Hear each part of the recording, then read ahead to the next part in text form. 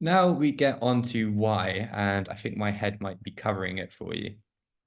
Well, of course, there are different ways that you can respond to it.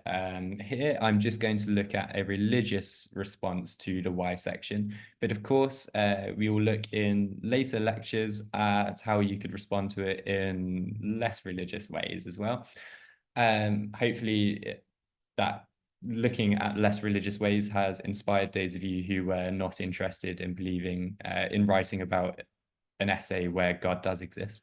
However, for those of you who are interested in religious responses, then looking at theodicies might be useful. Now, what is a theodicy? It's a Greek word, and essentially it's a response to the problem of evil that we mentioned earlier, outlined by Mackie. So how do we justify the existence of this loving and omnipotent God in the face of the horrors of the world? One way of doing it is the Irenaean philosophy, and Irenaeus was an early Christian thinker. And he said that essentially, and there are variations of this. I invite you to look at John Hick's Soul-Making Theodicy and Richard Swinburne's Theodicy of Heaven and Hell.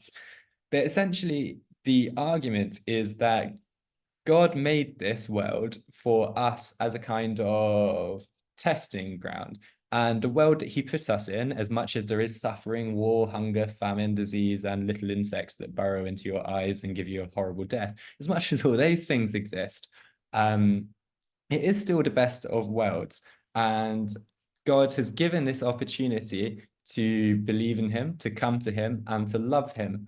And because we've been given this opportunity to do that in this world, for those of us who do believe in him, that is the reason why he believes us. Now, you might absolutely think that's a load of rubbish, or you might think, oh my God, I never thought of that before. What a wonderful idea, Irenaeus. Well, whatever you think, these are things that you can say in your essay.